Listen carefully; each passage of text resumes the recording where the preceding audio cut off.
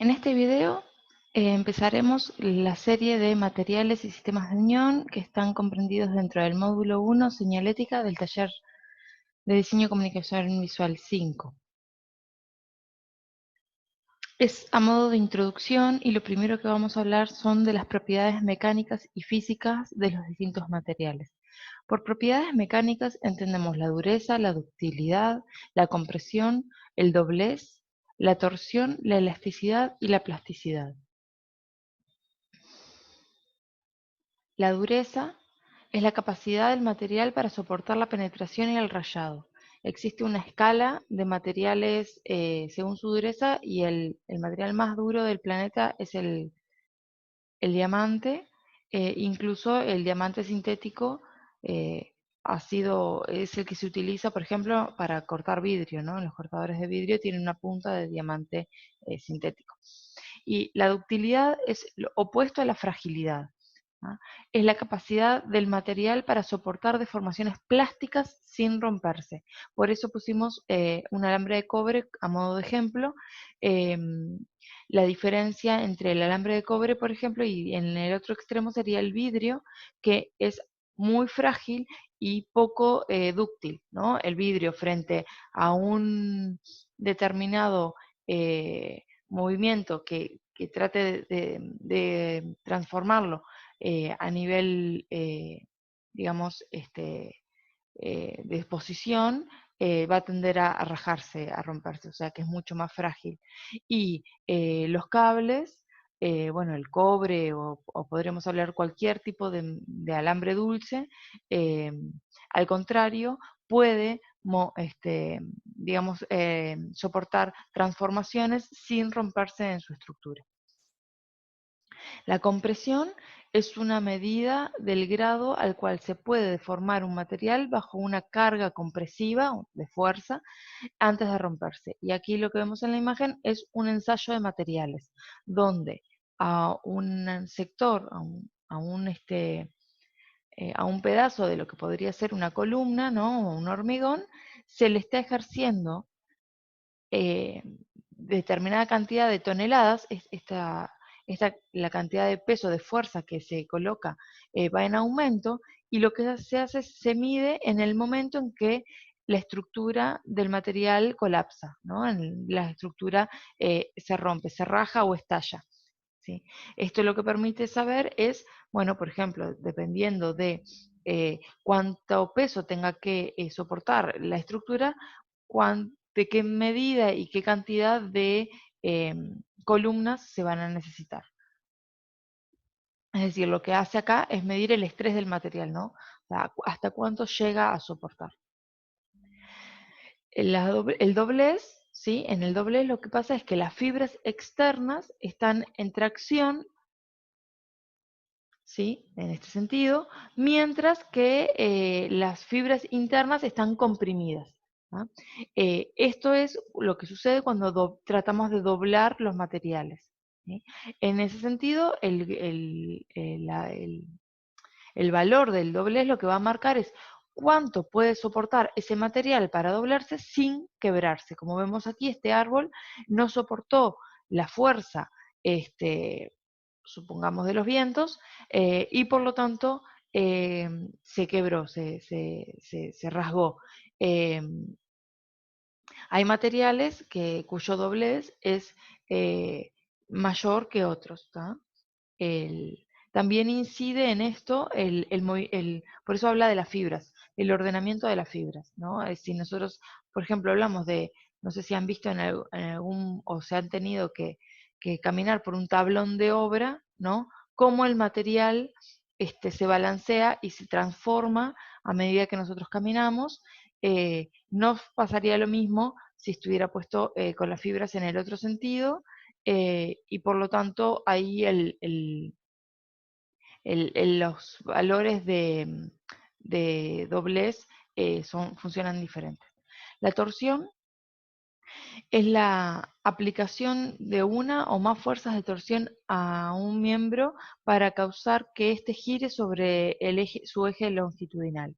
Ahí estamos viendo cómo la varilla eh, se, se tuerce en un eje y girar en dos ejes es el movimiento que hacemos cuando, por ejemplo, torcemos un trapo para escurrirlo, ¿no? El clásico movimiento cuando escurrimos un trapo de piso. Ahí hacemos fuerza en dos sentidos distintos del mismo eje. La torsión del material, por ejemplo, en los metales, la capacidad de torcer una viga eh, cambia en función de las altas temperaturas. Y de hecho, los colapsos de las estructuras metálicas en los incendios se puede ver principalmente como la viga al momento de caer no pierde, no es como en el caso del árbol que se estalla o se quiebra, sino lo que pasa es que se empieza a torcer, o sea, la capacidad de torsión es lo que hace colapsar la estructura. La elasticidad es la capacidad de recuperación del material de su forma al tamaño original una vez de que terminamos de ejercer la fuerza, ¿no? La banda elástica, que es el ejemplo que pusimos, cómo puede volver. Cuanto más vuelve a su forma original, más capacidad elástica tiene el material, mientras que la plasticidad es la capacidad del material a la deformación, o sea, a una vez aplicada la fuerza, quedar en ese lugar. Por eso es que hablamos que la plasticidad está relacionada también, lo veíamos, con la ductilidad. La diferencia es que en la plasticidad, en este caso, mantiene la forma, pero se puede, la estructura interna también se deforma, no a nivel atómico, ¿no? La estructura, digo, del material, mientras que en la ductilidad la estructura sigue estando eh, constante en su espesor, por ejemplo. Yo puedo doblar el cable, pero el espesor del cable va a ser el mismo. En cambio, yo hago la plasticidad, en este caso, de la plastilina, la plasticina, la Play-Doh, o como quieran llamarle a esta masa, eh, nosotros la podemos hacer más fina o más gruesa, no solo le cambiamos la forma general. Bien, pasando a las propiedades físicas, tenemos la opacidad, la transparencia, el color, la densidad, la conductividad eléctrica, el magnetismo, el punto de fusión y la resistencia a la corrosión. La opacidad, que es opuesta a la transparencia, ¿sí? O sea, cuanto a un o sea, estos dos términos, la opacidad y la transparencia, son opuestos dentro de la escala de valor, ¿sí? Es la capacidad para transmitir la luz, ¿sí? Cuanto más transparente, más capacidad de transmitir la luz, y cuanto más opaco, menos capacidad de transmitir la luz. La opacidad de los materiales muchas veces depende también del espesor del material. Un material que parece opaco directamente a espesores más delgados permite, o sea, gana translucidez o gana la posibilidad de transmitir la luz. Pasa, por ejemplo, con la madera. En cambio, hay materiales como el metal que, por más finos que sean, en ningún momento dejan de ser opacos. Aquí vemos dos ejemplos. Recuerden que esta presentación está siempre enfocada en proyectos señaléticos. Entonces, la aplicación de vinilos sobre un vidrio, donde entonces aquí tenemos tres grados distintos, en el cual ponemos un vinilo que es completamente opaco, o sea, no deja pasar la luz, el vidrio, que es el material de soporte, que es totalmente transparente, y podemos colocar un vinilo símil esmerilado, donde lo que podemos hablar es que es un material translúcido, es decir, que permite pasar cierta cantidad de luz. Aquí, pero no completamente, no es totalmente transparente. Aquí lo que vemos es un material, un vidrio, que tiene un tratamiento superficial, que lo que hace es vela la cantidad de luz, ¿no? Entonces, los cuerpos van a ser más difusos cuanto más lejos del material, y cuanto más cercano vamos a ganar en nitidez de la imagen. Por otro lado tenemos el color, ¿sí? Que es la longitud de onda reflejada por los materiales y que son inherentes a ellos. Aquí, por poner un ejemplo, nosotros tenemos plásticos de distintos colores, pero lo que hay que entender es que para lograr ese color, el material que se fundió para generar esa pieza plástica, en este caso soplada, tenía ese color, o sea, químicamente desde el inicio, ¿sí? No es un material que haya sido pintado, sino que es el color propio de la materia prima. Por si alguna vez no habían visto, este es el estado del plástico eh, antes de ser moldeado, ¿no? Son como unas bolitas mucho más densas de lo que va a ser luego el material final aplicándole calor. La densidad es el peso por unidad de volumen, o sea, lo que podemos hablar de peso específico. Luego, cuando hablemos de hormigón, en la presentación de sustratos, vamos a ver un ejemplo de densidades distintas en hormigones, pero a modo de ejemplo simplemente quise traer el chocolate, que no es un material que se utiliza en señalética, pero sí es algo que nos es fácil de reconocer, ¿no? O sea, como nosotros frente a dos tabletas de chocolate que tienen el mismo tamaño, tenemos que reconocer que el chocolate agregado tiene una densidad mucho menor. El peso de ese mismo material que ocupa y que tiene las mismas formas que el otro va a ser menor. Por supuesto que esto implica que tiene menos material, ¿verdad? Porque el aire es el que está llenando ese volumen, ¿sí? Cuanto más aire hay en los materiales, más livianos son. Esto también lo vamos a ver en las maderas, las diferencias entre algunas maderas macizas y algunos tableros o compensados o derivados de madera. Bien, la conductividad eléctrica. Es la facilidad de los materiales para conducir la corriente.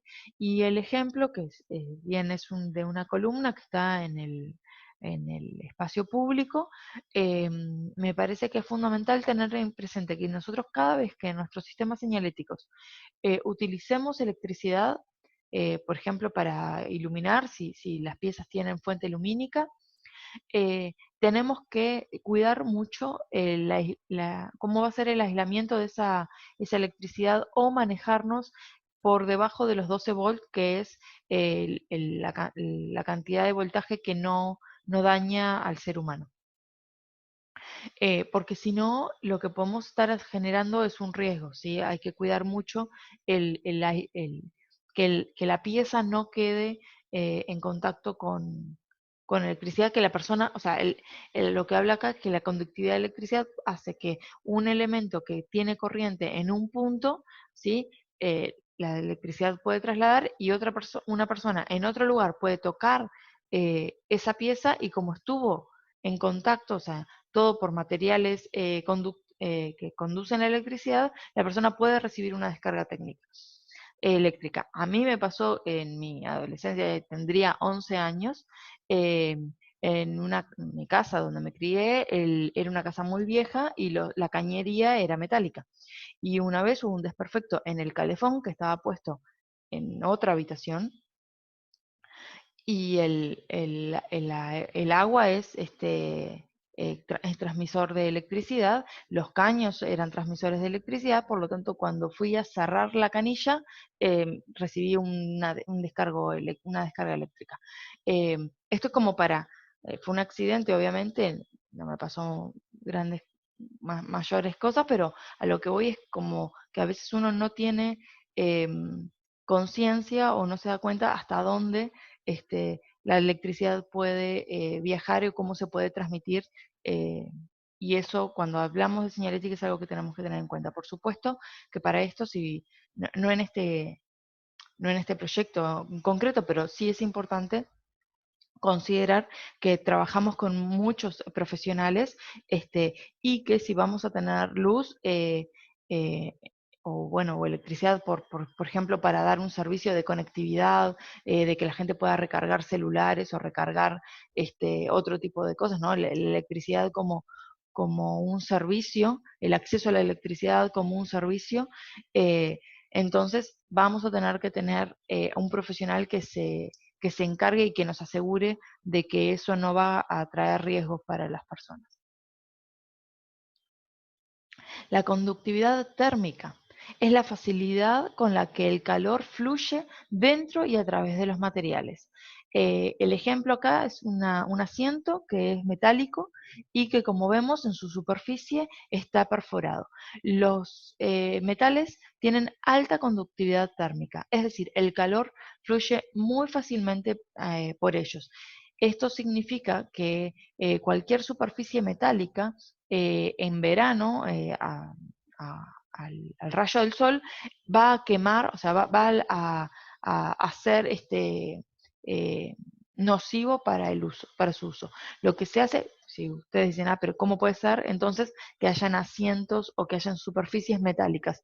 Lo que se hace es, se las trabaja de forma calada para facilitar dos cosas. Primero, que el contacto con la superficie sea menor, ¿sí? Y segundo, para que haya pasaje de aire y por lo tanto se reduzca la temperatura del material. Eh, de nuevo, si hablamos de tótems, o sea, si estamos hablando de una superficie grande que la persona puede acercarse, que la persona puede tocar, tenemos que cuidar qué material de contacto utilizamos. El magnetismo es aquella propiedad en las cuales las alineaciones de los átomos de hierro, níquel y cobalto participan en los materiales y por lo tanto existe una polaridad norte-sur de atracción o que se repele. Es importante destacar esto, ¿no? El hierro, el níquel y el cobalto, porque no todos los metales tienen propiedades magnéticas. Eh, Otra cosa interesante es que los materiales estos, que sí tienen propiedades magnéticas, pueden ser imantados. Como vemos aquí en la imagen, es un clip y unas arandelas, pero no son de magnetita, o sea, el material no es magnetita entre sí, sino que el material metálico adquirió las propiedades magnéticas por contacto. El magnetismo es interesante trabajarlo, por ejemplo, si queremos resolver carteleras internas, la forma en cómo adherir las hojas o los carteles, digamos, a la pieza sin necesidad de andar con cintas pegando. Es como una solución cómoda para eso. Punto de fusión es la energía requerida para separar los átomos de un material. Y aquí es importante entender las diferencias entre el punto de fusión y las propiedades ignífugas de los materiales. Las propiedades ignífugas son aquellos que hacen que el material no sea inflamable, es decir, que no genere llama, que no genere lo que vemos en la imagen de aquí, ¿no? El inicio del fuego, pero no significa que el material no se convierta en combustible, ¿sí? Ahí está la diferencia. El punto de fusión es aquel que marca cuando el material va a convertirse en combustible. La propiedad ignífuga es la capacidad de hacer llama de ese material, o sea, la propiedad ignífuga, cuanto menos propiedad ignífuga, más propagación en llama, y cuanto más propiedad ignífuga, menos.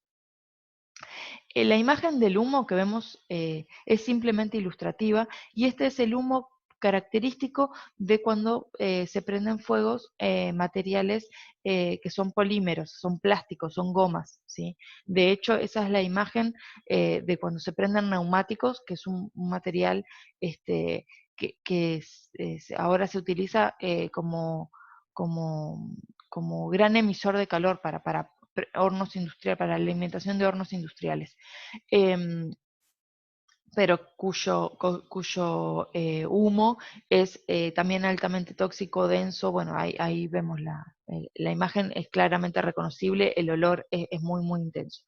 A mí me pasó de participar en una prueba de materiales donde lo que se estaba probando era el punto de fusión de un material que era ignífugo, eh, y entonces se lo llevó hasta determinada temperatura, eh, y el material, si bien, o sea, largó, o sea, el humo lo largó igual, pero en ningún momento generó llama, se consumió en sí mismo.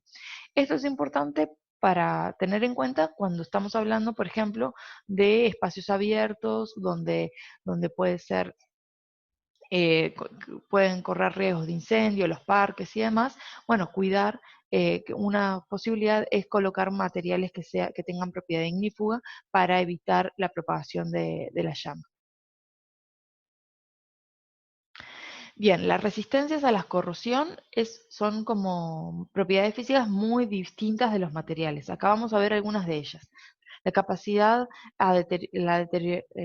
la capacidad del material de evitar deteriorarse superficialmente por medio de, por ejemplo, el oxígeno, en el caso de los metales, los reactivos químicos que pueden estar presentes en el proceso de mantenimiento cuando nosotros tratamos de limpiar un material y se ve afectado por el hipoclorito de sodio, por poner un ejemplo, ¿no? Clásico de tratar de desinfectar un material, por ejemplo, en laboratorios o en hospitales, ¿no? Señalética hospitalaria, entonces esos materiales van a tener que resistir a agentes de limpieza poderosos.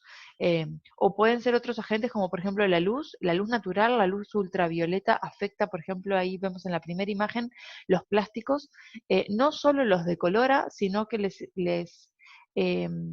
les altera sus capacidades plásticas, es decir, se vuelven más frágiles, se quiebran, se rajan con mayor facilidad luego de estar expuestos a la luz natural. O, por ejemplo, la humedad, los insectos, en el caso de las maderas o los materiales naturales. Pueden ser los papeles, las maderas, la lana, por ejemplo, para los textiles, son atacados por insectos que básicamente lo que hacen es comerlos, ¿no? Bien. Visto esto, ahora una serie de recomendaciones que tenemos que tener presentes cuando vamos a elegir materiales y las formas de nuestro sistema señalético. El espacio que ocupa esa pieza que nosotros vamos a incorporar en el espacio. ¿A qué rango visual se va a necesitar para distinguir esa pieza?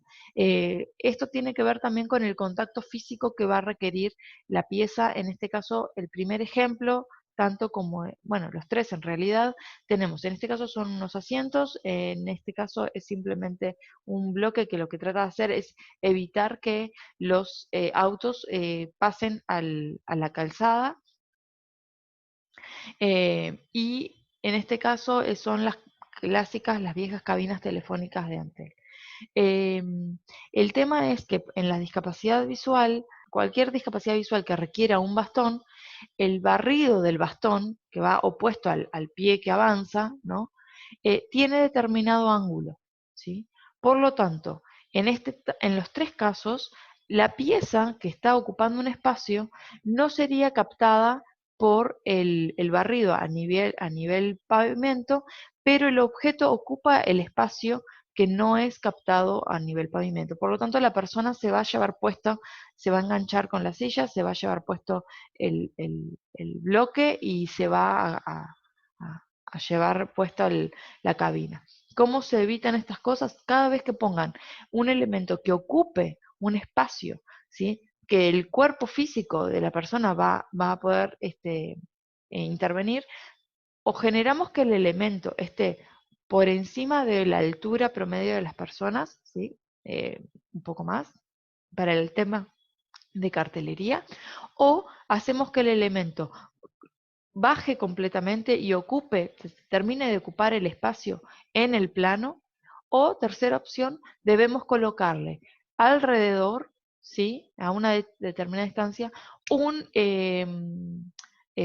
pavimento distinto, sea reconocible, ya está establecido en los sistemas señaléticos a nivel pavimento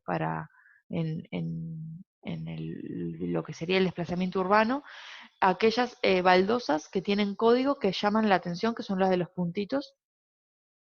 Entonces lo que tenemos que hacer es rodear el elemento con el signo identificador que hace que la persona que va a transitar por ese espacio esté alerta de que ahí hay un riesgo, y que por lo tanto, bueno, o se desplaza en otro sentido, o pide asistencia, o por lo menos avanza con más precaución. Los espacios que se generan. Muchas veces cuando pensamos en nuestras formas, ¿no?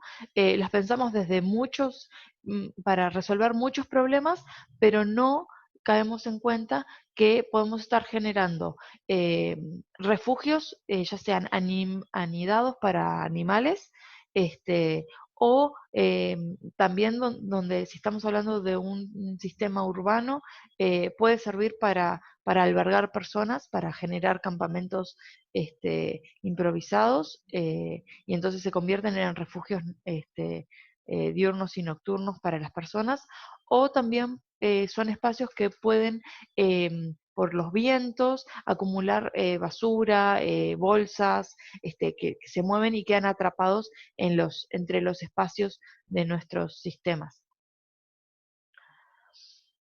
Por otro lado, también tenemos que pensar en el mantenimiento eh, de los materiales, ¿no?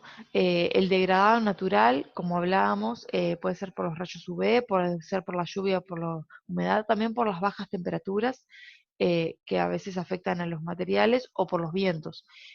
Si nosotros vamos a colocar, los vientos pueden afectar a los vidrios, que los hacen, la presión del viento puede hacer estallar a los vidrios, o también si nosotros vamos a utilizar telas, lonas, que van a estar, o sea, el efecto que se genera el embolse, ¿no? O sea, que se genera como una especie de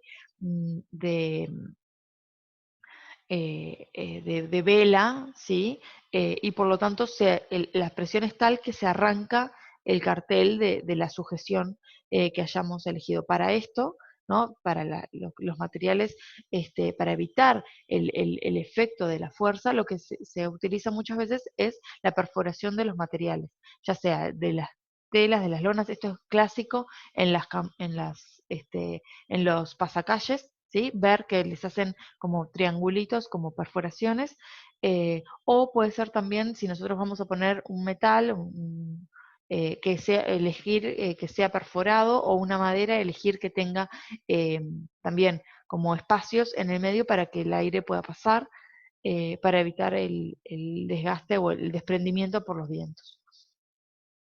O si es colgado, también que pueda moverse, eso también ayuda. Después el degradado por el uso. Aquí vemos, este es un plano de ubicación del Museo Louvre, eh, y si usted está aquí, está marcado, y si vemos en detenimiento, la gente para pensar, si yo estoy aquí, voy a ir para este lado, lo que hace es toca. O sea, es parte del razonamiento de la persona, le ayuda a pensar el acercarse y el tocar. No, no es que sea touch, no es que pase algo si usted toca ese lugar, ¿no? Simplemente la gente necesita, en su proceso de razonamiento, yo estoy aquí y quiero ir para allá. Entonces, como tengo tantos lugares para donde ir, pero un solo lugar donde yo estoy, la gente al tocar tanto se degradó este vinilo, y por lo tanto se rompió, quedó gastado, ¿sí? Como podemos ver, por ejemplo, en las escaleras, cuando el mármol de tanto uso queda mellado. En este caso, quedó desgastado y no se molestaron en cambiarlo todavía. Eh, el degradado del uso también puede venir implicado con la limpieza. Aquí vemos también una gráfica urbana, un sistema urbano, y lo han grafiteado para mí. Ahora vamos a ver a continuación el vandalismo. Yo soy de la idea de que los grafitis no entran dentro de la escala de vandalismo.